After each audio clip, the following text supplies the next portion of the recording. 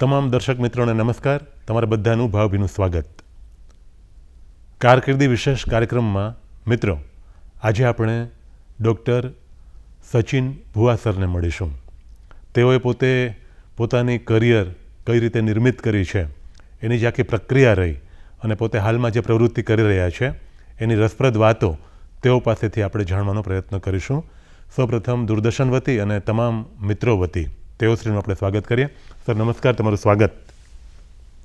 નમસ્કાર, ધન્યવાદ દૂરદર્શન અને તમને જે મને અહીંયા બોલવા માટે જે મોકો આપેલો છે તેના બદલ હું તમારો ખૂબ ખૂબ આભાર માનું છું. ધન્યવાદ. વિદ્યાર્થી મિત્રો, આજે આપણે જેમ વાત કરીએ કે ડગલે ને પગલે આપણે એક પછી એક ડિસિઝન લેવા પડતા હોય છે આપણી કારકિર્દીને લગતા, આપણા ભણતરને લગતા.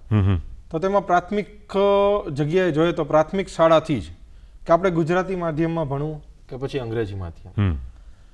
હવે અત્યારના વાલીઓને માટે એક ખૂબ જ મહત્વનો પ્રશ્ન છે. તો મિત્રો, મારી એ જ સલાહ છે, આમ તો વાલીઓને આ વિનંતી છે કે તમારું જે બાળક છે તે અંગ્રેજી માધ્યમમાં હોય કે ગુજરાતી માધ્યમમાં, તે નક્કી કરવું એ અત્યારથી ખૂબ જ અઘરું છે. જેથી તમે જે કોઈ પણ વિષયની પસંદગી કરો છો તે માન્ય છે. આગળ જતાં તમે કોઈ પણ જગ્યામાં આગળ વધી શકો છો. મારી જ વાત કરું તો હું ગુજરાતી માધ્યમમાં જૂનાગઢની એક નોબલ પ્રાઇમરી સ્કૂલ જે સ્થાનિક કક્ષાએ ખૂબ જ પ્રખ્યાત છે, જેમની અંદર મેં પ્રાથમિક શિક્ષણ મેળવેલું છે ધોરણ 2 સુધી.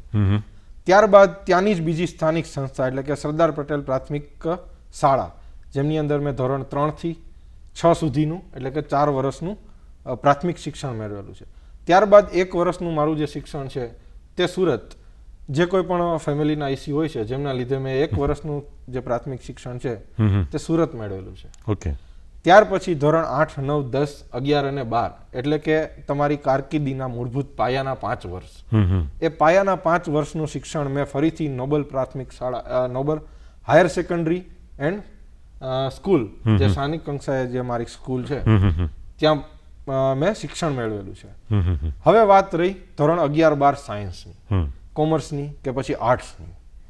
11, 12માં જે છે એ આપણે મુખ્યત્વે 3 વિષયો છે, સાયન્સ, કોમર્સ અને આર્ટ્સ. મારો વિષય હતો તે સાયન્સ છે. સાયન્સની અંદર પણ આપણે જોઈએ તો એ અને બી ગ્રુપ. બિલકુલ. અત્યારે એ ગ્રુપ એટલે કે એન્જિનિયરિંગ અને બી ગ્રુપ એટલે કે ડોક્ટરી લાઈન. આ 2 ગ્રુપ જે છે એ 2 જ રીતે પ્રચલિત કે ઓળખીતા છે. પરંતુ વાલી અને વિદ્યાર્થી મિત્રો, એ ગ્રુપની અંદર પણ ઘણી બધી પ્રકારની એન્જિનિયરિંગ છે. આજકાલ તો એવી એન્જિનિયરિંગો આવે છે કે જેની આપણે કલ્પના પણ નહોતી કરી, જેમ કે ફાયર એન્જિનિયરિંગ, મેકાટ્રોનિક્સ એક એવી બ્રાન્ચ છે કે જેમની અંદર મિકેનિકલ, ઇલેક્ટ્રિકલ અને કોમ્પ્યુટર સાયન્સ ત્રણેયનું કોમ્બિનેશન કરીને એક એન્જિનિયરિંગની બ્રાન્ચ ઊભી કરવામાં આવી છે. એવી જ રીતે આવા બીજા ઘણા બધા એન્જિનિયરિંગ જે છે તે પણ અવેલેબલ છે. એન્જિનિયરિંગ એટલે કે કોઈ સિવિલ, મિકેનિકલ કે ઇલેક્ટ્રિકલ કે કોમ્પ્યુટર એન્જિનિયર જ પૂરતું જ સીમિત નથી. બિલકુલ.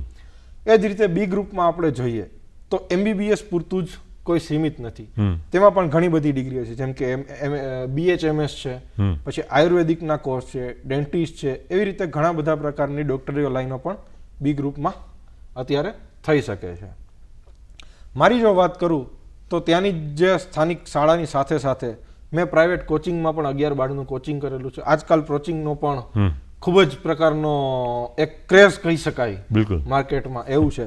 કોચિંગમાં પણ હાયર લેવલના કોચિંગ્સ ને લોઅર લેવલના કોચિંગ ને પર્સનલ ટ્યુશન ને આ જે બધી જ વસ્તુઓ છે તેમની સાથે આપણે સંકળાયેલા રહેવું જોઈએ, પણ આપણા માટે જે હિતાવહ છે તેમની એક ચોક્કસ પસંદગી કરવી જોઈએ. બિલકુલ. એટલે હવે સર આપણે વાત કરીએ કે તમે 11મા 12મા ધોરણમાં વિજ્ઞાન પ્રવાહ પસંદ કર્યું, એટલે 10મા ધોરણ સુધીનો તમારો અભ્યાસ જે ચાલ્યો, આમ તો તમે કહ્યું એ પ્રમાણે 8મા ધોરણથી શરૂ કરી અને 12મા ધોરણ સુધી તમે એક જ શાળામાં ભણ્યા, હાઈસ્કૂલ અને પછી ઉચ્ચતર માધ્યમિક કક્ષાનો જે અભ્યાસક્રમ છે એ તમે જૂનાગઢ ખાતે કર્યો. તો 10મા ધોરણ પછી જ્યારે પ્રવાહની વાત આવી, પસંદગીની વાત આવી કે સાયન્સમાં જવું કે કોમર્સમાં કે પછી આર્ટ્સમાં, દરેક બ્રાન્ચ છે એની વિશેષતા હોય છે અને બધી જ બ્રાન્ચીસ છે એ બધી જ મહત્ત્વની છે. જેમને જેમાં રસ હોય એમાં એ ભણે અને સરસ મજાની કરિયર છે, કારકિર્દી છે નિર્મિત કરી શકાતી હોય છે. તો તમે વિજ્ઞાન પ્રવાહ છે એ શા માટે પસંદ કર્યો એની આપણે થોડી વાત કરીએ અને પછી આપણે એ વાતને આગળ લઈ જઈએ. મારી હું વાત કરું તો મેં વિજ્ઞાન પ્રવાહ એટલા માટે પસંદ કર્યો કે બાળપણથી જ મને કોઈ વસ્તુ નવી કરવાનો, કોઈ ઇનોવેટિવ વસ્તુ કરવાનો, ધારો કે એન્જિનિયરિંગ જે છે એની અંદર ઘણી બધી નવા સાધનો બનાવી શકાય છે, એ સિવાય ઘણી બધી ટેકનોલોજી વિશેની માહિતી મેળવી શકાય છે અને તેમના ઉપર કામ કરી શકાય છે. તો એવા રસના કારણે મેં વિજ્ઞાન પ્રવાહને પસંદ કર્યો. તેમની અંદર પણ આપણે જોઈએ કે એ ગ્રુપ એટલે કે ગણિત. જનરલી એ ગ્રુપને ગણિત તરીકે માનવામાં આવે છે અને બી ગ્રુપને બાયોલોજી તરીકે માનવામાં આવે છે. તો ગણિત એ પહેલેથી જ મારો ખૂબ જ સારો વિષય રહ્યો છે અને ગણિતમાં દસમું એટલે કે બોર્ડ કહેવાય છે. બોર્ડની અંદર ગણિતમાં મારા 100માંથી પૂરા 100 માર્ક રહેલા છે. એટલા જ માટે ગણિત વિષયની રુચિ અને ધ્યાનમાં લઈ અને મારા શોખને ધ્યાનમાં લઈ અને મેં વિજ્ઞાન પ્રવાહમાં એ ગ્રુપ એન્જિનિયરિંગ પસંદ કરેલું. ત્યારબાદ જોવા જઈએ તો 11-12ની મારી જે જર્ની છે એ 11-12ની જર્નીમાં મેં પ્રાઇવેટ કોચિંગ પણ કરેલું, જેમ મેં વાત કરી એમ, અને તેમની સાથે સાથે શાળાનો અભ્યાસ. એ સમયમાં જે નવા મિત્રો સાથે બેસી અને જાણવા મળ્યું, 2 વર્ષમાં મારા પ્રાધ્યાપકો પાસેથી, પ્રોફેસરો પાસેથી, ટીચરો પાસેથી, એ બધા પાસેથી જે માહિતીઓ મળી એ માહિતીઓ મેં 2 વર્ષ ભેગી કરી કે જેનાથી હું આગળ કઈ રીતે જઈ શકું, તેમને હું ચોક્કસ ડિસિઝન લઈ શકું. તેમાં ઘણી બધી જગ્યાએ મને મારા શિક્ષકોએ ઘણી બધી હેલ્પ પણ કરેલી છે કે ભાઈ તમારે આ ફિલ્ડમાં જવું જોઈએ, તમારું નોલેજ આ ફિલ્ડમાં સારું છે. કારણ કે કોઈ પણ જગ્યાએ આપણે કોઈ પણ વિષય લઈએ છીએ તો તેની અંદર પણ ઘણા વિભાગો આવે છે. ધારો કે ગણિતમાં જોઈએ તો અંક ગણિત છે, બીજ ગણિત છે. ફિઝિક્સમાં જોઈએ તો કેમેસ્ટ્રી છે, જેની અંદર જે અલગ પ્રકારનું ફિઝિકલ ફિઝિક્સ છે, પ્રકાશને લગતી વાતો છે. કેમેસ્ટ્રીમાં જોઈએ તો ઓર્ગેનિક કેમેસ્ટ્રી અને ઇનઓર્ગેનિક કેમેસ્ટ્રીની વાતો આવે છે. તો એ વિષયોના અનુસંધાને જે કોઈ પણ વિષયમાં મને રુચિ હતી અને મારો પાર્ટ સ્ટ્રોંગ હતો એ પાર્ટને લઈ અને હું આગળ વધ્યો.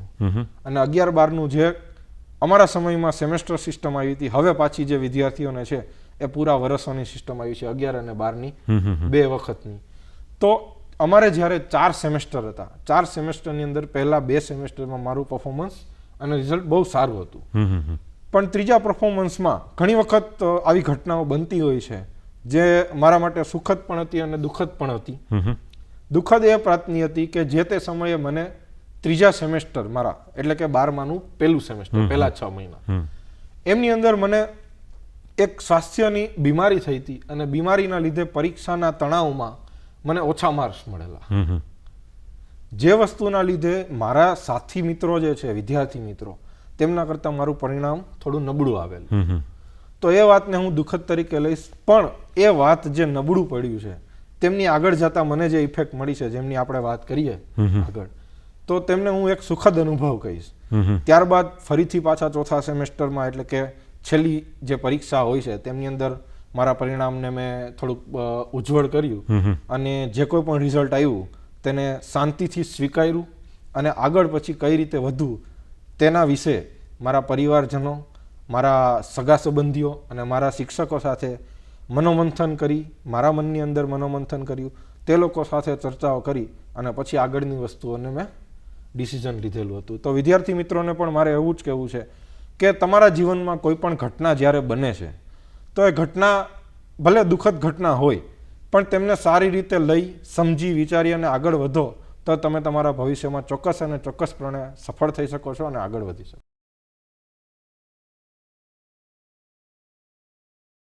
ખૂબ સરસ વાત તમે કરી. એટલે આ ખૂબ મહત્ત્વની બાબત છે કે ક્યારેક સેટબેક આવે, ક્યારેક મુશ્કેલી આવે, ક્યારેક પરિણામ છે એ તમે ધાર્યું હોય પ્રમાણે ન પણ આવે. એટલે તમે જ્યારે ભણતા હતા એ વખતે 4 સેમેસ્ટર્સ એટલે 11થના 2 અને 12થના 2 એટલે ટોટલ 4 સેમેસ્ટર્સ છે. એમાં એક સેમેસ્ટરનું પરિણામ છે એ થોડું ઓછું સારું આવ્યું હોય તો ભલે ઓવરઓલ થોડી અસર પડે, પણ પછી તમે જે વિજ્ઞાન પ્રવાહ પૂર્ણ કર્યો એટલે 11-12 બંને ધોરણ એટલે 4 સેમેસ્ટર્સ પૂર્ણ થયા અને પછી તમારે કરિયર નક્કી કરવાની, કારકિર્દી નક્કી કરવાની જે વાત આવી એમાં તમે કૃષિ વિજ્ઞાન, એગ્રીકલ્ચર તમે પસંદ કર્યું. તો એ પસંદગી કર્યા પછી તમે કઈ રીતે આગળ ધપ્યા એની વાત પણ વિદ્યાર્થી મિત્રોને, દર્શક મિત્રોને જાણવી ગમશે. તો તમે હવે એ વાત કરો.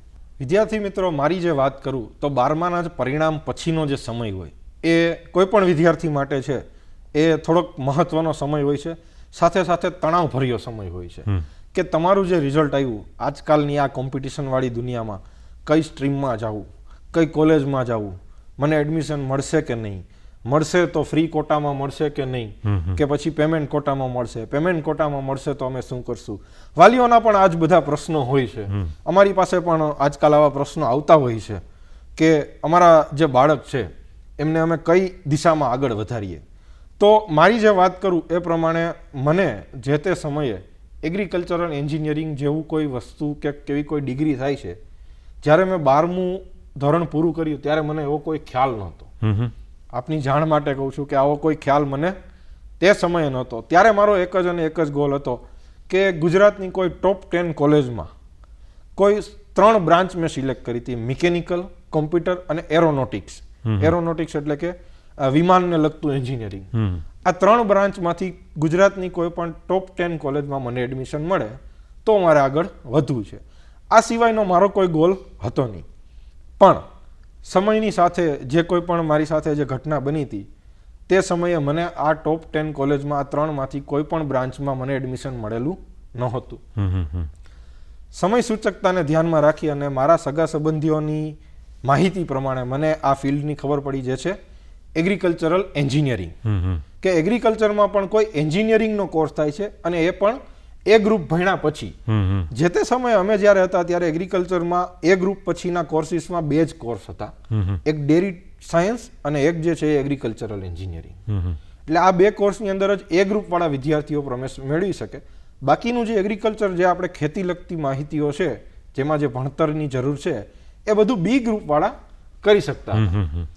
તો મેં એ સમયે એગ્રીકલ્ચરલ એન્જિનિયરિંગમાં ફોર્મ ફિલઅપ કર્યું અને તે પછી તેમની કોલેજીસ છે અને મારું જે ગામ છે તે છે જુનાગઢ.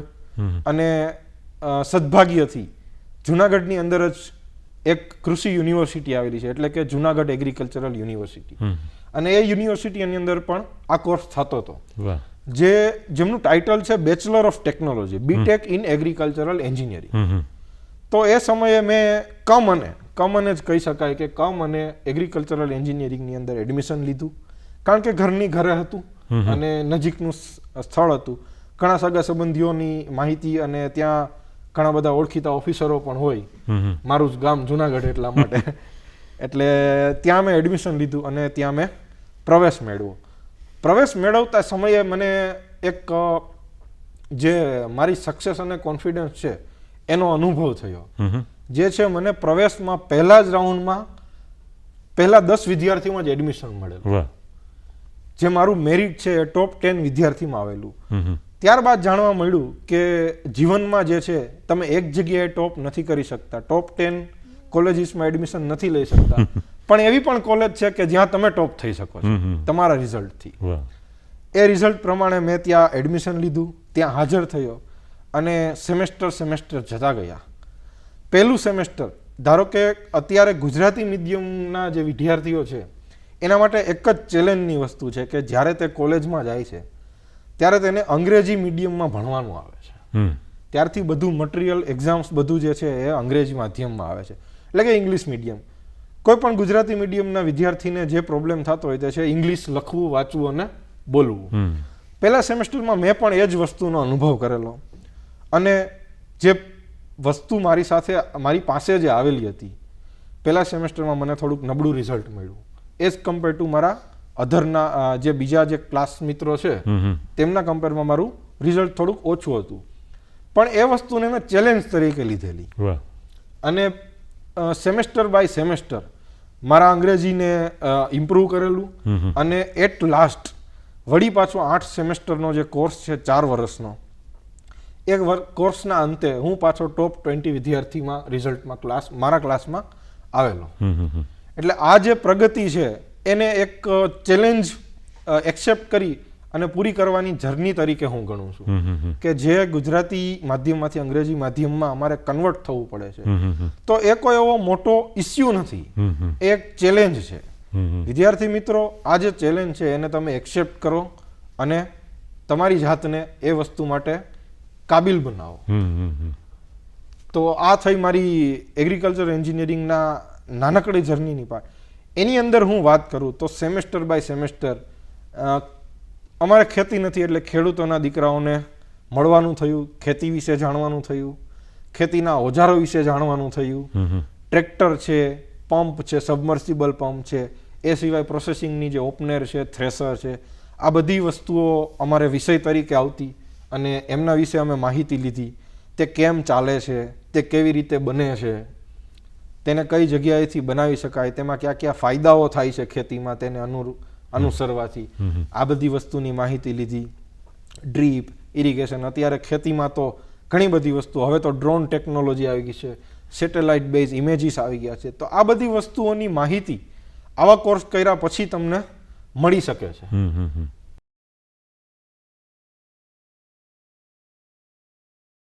એકદમ રસપ્રદ વાત કરી તમે. જ્યારે તમે 12th વિજ્ઞાન પ્રવાહનું 12મું ધોરણ પસાર કર્યું અને એ વખતે તમે જે નક્કી કર્યું હતું એ પ્રમાણેનું તમારું ધ્યેય છે સાકાર ન થઈ શકે એવી સ્થિતિ હતી, પણ પછી તમે જે પસંદગી બીટેક અને એમાં આ એગ્રીકલ્ચરલ એન્જિનિયરિંગ છે એ તમે પસંદ કરી અને આગળ ધપ્યા અને જુનાગઢ કે જે તમારું વતન છે ત્યાં જ તમને એ જુનાગઢ ખાતે આવેલી કૃષિ યુનિવર્સિટીમાં તમને એ એડમિશન મળી જાય છે અને તમે સરસ રીતે તમારો એ કોર્સ પૂર્ણ કરો છો. એ ખૂબ આનંદની વાત છે. ઘણું બધું તમને શીખવા મળ્યું, સમજવા મળ્યું, ઘણા બધા નવા પરિચય પણ થયા, તમે સરસ પરફોર્મ પણ કરી શક્યા, તો એ માટે પણ તમને ખૂબ અભિનંદન. હવે ડૉક્ટર સચિન, તમે આગળ પીજી પણ કરો છો અને પીજી છે એ તમે અન્ય સ્થળે કરો છો, એવા સ્થળે કરો છો કે જ્યાં તમને ઘણું બધું એક્સપોઝર, ઘણા બધા એવા નવા સંપર્કો થાય છે, ઘણી બધી એવી સ્પર્ધાત્મક બાબતો છે એનો પરિચય થાય છે અને એ અત્યારે વિદ્યાર્થી માટે ખૂબ જરૂરી પણ છે અને તમે એમાંથી પસાર થયા છો. તો તમે જે પીજી, તમારું જે પોસ્ટ ગ્રેજ્યુએશન, તમે જે અનુસ્નાતક કક્ષાનો અભ્યાસક્રમ આ એન્જિનિયરિંગમાં કર્યો, જેને આપણે એમટેક કહીએ, તો એ એમટેક છે એ તમે ક્યાં કઈ રીતે કર્યું અને શા માટે ત્યાં કર્યું એની વાત દર્શક મિત્રોને જાણવી ગમશે. તો હવે થોડી વાત એ કરો. જે વિદ્યાર્થી મિત્રો બીટેક કર્યા પછી આજે બિઝનેસ પાછળ કે પછી નોકરી પાછળ દોડે છે, તેમને મારે સૌથી પહેલાં તો એ કહેવું છે કે તમારી અનુકૂળતાએ, એવું નથી કહેતો કે જરૂરી જ છે, પણ ઘણી જગ્યાએ ચેલેન્જીસ આવતા હોય છે કે તમારી અનુકૂળતા જો હોય તો તમારે તમારું સ્ટડી જે છે એ પૂરેપૂરું પૂર્ણ કરવું જોઈએ. પૂરેપૂરું એટલે કે બેચલર ડિગ્રી કર્યા પછી માસ્ટર ડિગ્રી કર્યા પછી પીએચડી, અને હવે તો પોસ્ટ ડોક્ટરલનો પણ ક્રેઝ આવેલો છે કે પીએચડી પછી પણ ભણતર છે. રાઈટ, બરાબર છે.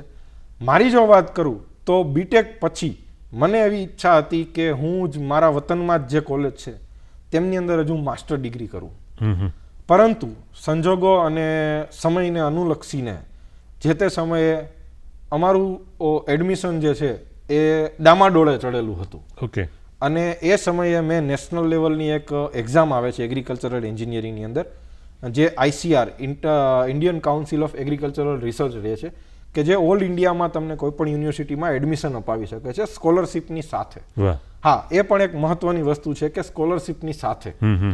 તો ICRની જે જુનિયર રિસર્ચ ફેલોશિપ પ્રોગ્રામની અંદર જે એડમિશન એક્ઝામ આવે છે એ એક્ઝામ મેં આપેલી હતી.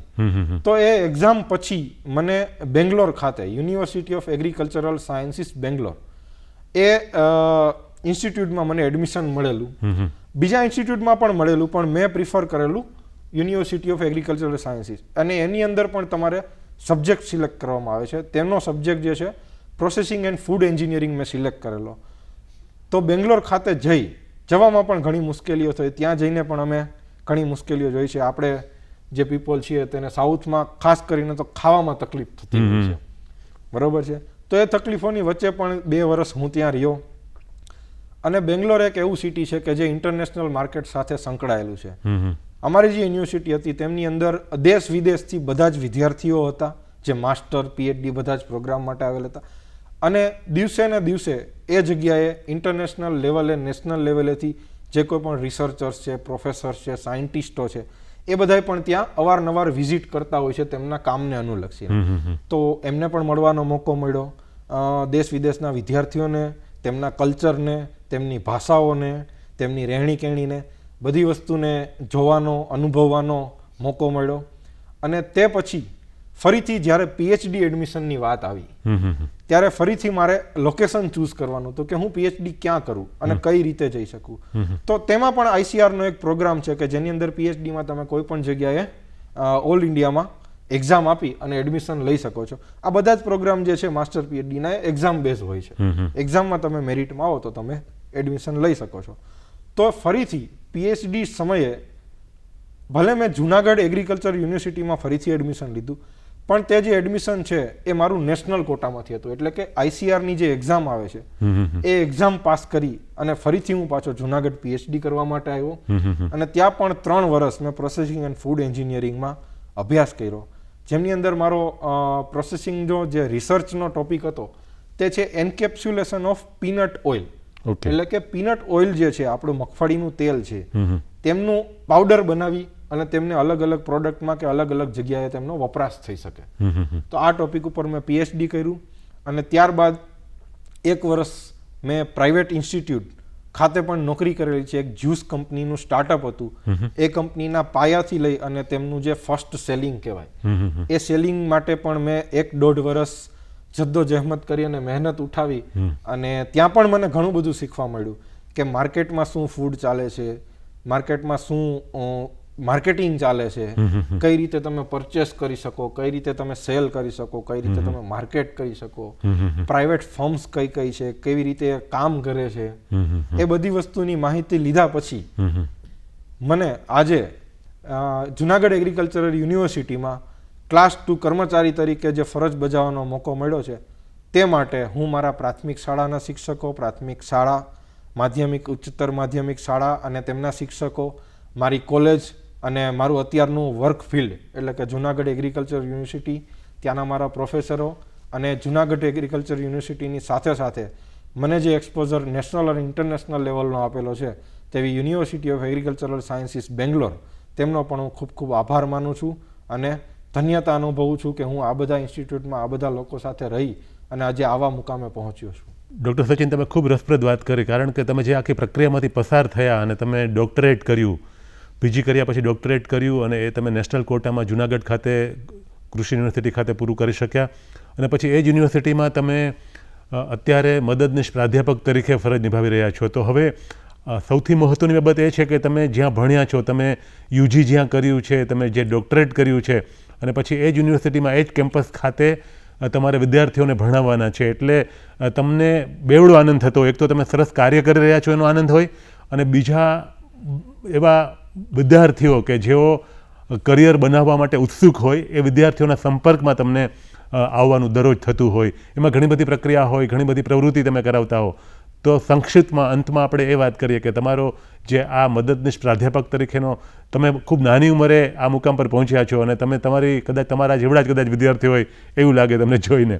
તો એમની સાથેની તમારી જે આખી આત્મીયતા અને તાદાત્મ્ય તમે સાધી અને જે તમે પ્રક્રિયા સાધી રહ્યા છો, તો એની થોડી વાત સંક્ષિપ્તમાં મિત્રો સમક્ષ આપણે મૂકીએ. હું હજી કાલે સવારે સ્ટુડન્ટ હતો અને આજે સવારે પ્રોફેસર થઈ ગયો છું. અત્યારે પણ જે પણ સ્ટુડન્ટ ત્યાં છે એ લોકો મારા મિત્ર સમાન જ છે. હું આજે એનો પ્રોફેસર છું પણ અમે બધા મિત્રતાની જેમ જ વર્તીએ છીએ. આજે પણ અમે વિદ્યાર્થીઓને એ જ ગાઈડન્સ આપીએ છીએ કે તમે તમારું ભણતર જે છે, તમારી કારકિર્દી છે એ તમને અને તમારા પરિવારને અનુરૂપ બનાવો અને તેમની સાથે સાથે ખૂબ મહેનત કરો. સાથે સાથે ઇતર પ્રવૃત્તિઓ જેવો તો કે હું 8 વર્ષ સુધી ક્રિકેટ રમેલો છું મારી યુનિવર્સિટીમાંથી કોલેજ વતી. તો એવી ઇતર પ્રવૃત્તિઓ જેમ કે ક્રિકેટ છે, ડાન્સ છે, કોઈ કોમ્પિટિશન છે, ઘણી બધી હોય છે, સાંસ્કૃતિક કાર્યક્રમો છે, એ બધામાં ભાગ લ્યો અને તમારી જે કોઈ પણ આવડતો છે તેમને બહાર લાવો શિક્ષણની સાથે સાથે અને તમારું ફ્યુચર જે છે એ બ્રાઇટ બનાવો. આજે અમે જે કામ કરીએ છીએ તેમાં અમને ખૂબ જ ગૌરવની લાગણી થાય છે કે અમે જ્યાં ભણ્યા છીએ ત્યાં જ અમે વિદ્યાર્થીઓને માર્ગદર્શન આપીએ છીએ. આજના મારા મિત્ર વિદ્યાર્થીઓને પણ હું એ જ કહીશ કે તમે તમારું ફ્યુચર આગળ વધારો. અમે હંમેશ તમારી સાથે છીએ અને ભવિષ્યમાં આવતા વિદ્યાર્થીઓ અને બીજા જે કોઈ પણ વિદ્યાર્થીઓ છે તેમને પણ એ જ સલાહ અને સૂચન છે કે તમે સારી રીતે ભણો, તમને પોતાની જાતને, તમારા પરિવારને, આ સમાજને, તમારા દેશને અને વિશ્વ કક્ષાએ તમારું નામ રોશન કરો, આગળ વધો અને તમે ગૌરવની લાગણી અનુભવો અને તમારા દેશ અને પરિવારને ગૌરવની લાગણી અનુભવાય તેવા કાર્ય કરી અને મારી વાતને વિરમું છું. ડૉક્ટર સચિન, તમે રસપ્રદ વાત કરી અને ખૂબ મહત્ત્વનો સંદેશ વિદ્યાર્થીઓને, દર્શક મિત્રોને આપ્યો. તો મિત્રો, આ હતા ડૉક્ટર સચિન ભુવા, જેઓએ આપણી સાથે પોતાના સ્મરણો, પોતાના અનુભવ, પોતે જે રીતે કારકિર્દી નિર્મિત કરી એ સમગ્ર પ્રક્રિયા છે એનું રસપ્રદ વર્ણન કર્યું. તમે રસપ્રદ વાતો મિત્રો સાથે શેર કરી છે, તો એ માટે દૂરદર્શન વતી અને તમામ દર્શક મિત્રો વતી તમારો ખૂબ ખૂબ આભાર. ધન્યવાદ.